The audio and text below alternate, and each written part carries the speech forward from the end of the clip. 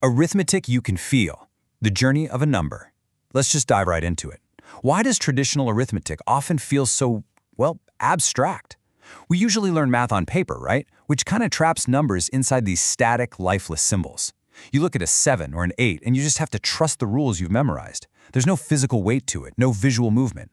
But in this explainer, we're going to look at a fascinating alternative called the Soroban. It's a traditional beaded tool that completely flips this entire experience. But what if math wasn't hidden inside symbols? Imagine a system that actually gives ordinary arithmetic a physical body. What if place value wasn't just this abstract concept you had to rigidly hold in your mind, but a tangible layout where you literally use your own hands to organize it?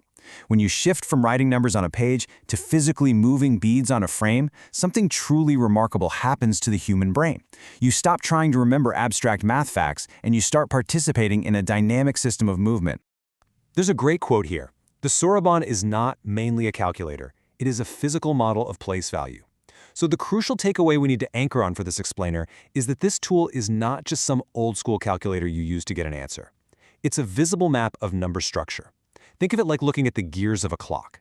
At first glance, it's just a bunch of metal parts, but once you see them turning together, the whole mechanism clicks. This beaded tool shows us exactly how digits relate and change in real time. It reveals all those relationships usually hiding behind the math. This brilliantly illustrates the fundamental difference between the two approaches. On paper, you have static symbols piled up. You're mostly just memorizing detached rules. If a number grows past 9, you write a tiny 1 above the next column because, well, that's what you were told to do. But with beaded math, you've got moving patterns in constraint compartments. You're actually watching the structure of a number physically reorganize itself. You aren't taking a leap of faith, you're observing a mechanical truth unfold right in front of your eyes. Part 1. The architecture of numbers, giving arithmetic a space. So, on the board, columns equal place value. It's exactly like compartments in a kitchen drawer, sorting your forks, spoons, and knives. Each vertical column represents a specific place value, ones, tens, hundreds, and so on. If you dumped all your silverware into one messy pile, finding what you need would be total chaos, right? Because each place has its own dedicated space on the board. A 7 in the ones place occupies a visibly and completely different space than a 7 in the tens place. The physical layout just makes the difference obvious. And within those columns, beads have a strict binary logic, on or off, just like a light switch. They aren't just pretty decorations. They have an exact, counted state depending on whether they're pushed into the counting position or not. By enforcing this absolute on or off rule, the tool completely eliminates the messiness of vague amounts. And this brings us to 0.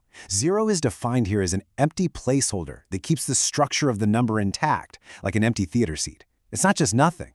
Think about a row of seats at a movie theater. An empty seat isn't no seat at all. The physical chair is still bolted to the floor, it just doesn't have a person in it right now.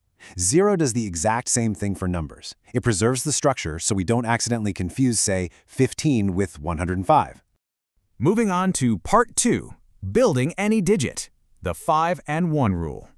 The rule is remarkably simple. The upper bead equals 5, the lower beads equal 1 each. Together, they combine to build 0 through 9. Instead of needing 10 completely different types of beads to represent digits, the system is beautifully efficient. It uses that single upper bead for a chunk of 5 and 4 lower beads for individual units of 1.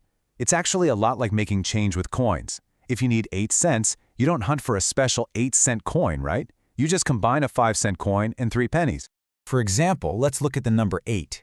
To physically build the number 8 on this frame, you don't pile up 8 individual items. You elegantly combine one 5 chunk from the top and 3 1 units from the bottom.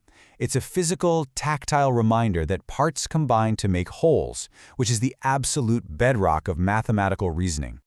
Part 3, Crossing the Threshold, the Rules of Movement. The frame enforces strict rules. Every valid number must hold a legal shape. The board literally demands discipline. It doesn't let beads just sit in random messy arrangements. Arithmetic becomes this process of shifting value to the right compartment so the number maintains that legal shape. When you add to a number, you aren't just mindlessly stacking more beads. You are constantly rebalancing the system. The number is updating, but the frame is deciding exactly how that update is legally stored. Which brings us to carrying. The steps are 1. A place reaches its absolute capacity. 2. The extra value must roll over. 3. The next place receives the overflow. Carrying is no longer a hidden mental trick you just have to memorize. It's a highly visible threshold crossing. Think about filling a glass with water. Once it hits absolute capacity, it can't hold anymore, so the extra water has to spill into the next container. Carrying works exactly the same way here. The ones place fills up entirely, and the extra amount physically must roll over into the tens place. Which perfectly sets up this comparison. Carrying, where excess flows upward, versus borrowing, where support pulls downward. Subtraction is literally just the same system running in reverse. Carrying and borrowing are twin reactions, basically mirror images of each other. One sends excess value upward to the next column to make room, while the other pulls support downward to release value. It's like pressure valves in a pipe. The excess pressure doesn't just vanish, it routes right into the neighboring pipes. Part 4. From tool to thinking. The mental shift. The physical structure holds the math, completely reducing the burden on your working memory.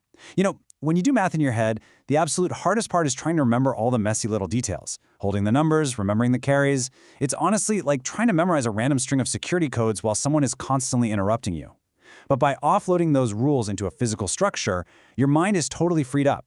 The frame holds the structure, allowing your brain to focus entirely on the actual transformation taking place.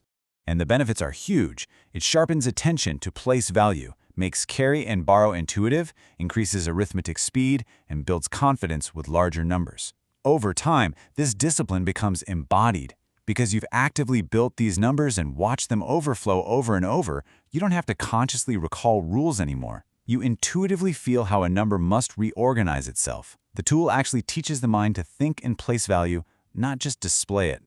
So, if you can feel a number change, how will that reshape the way you think? It's a fascinating progression we've uncovered in this explainer. First, the tool becomes a habit, then the habit becomes a new way of reasoning, and ultimately, you start seeing elegant order where there used to be nothing but noise. Numbers are incredibly stable yet constantly changeable. So I'll leave you with this to ponder today. If you can physically feel a number change its structure right at your fingertips, how will that ultimately reshape the way you think about everything else?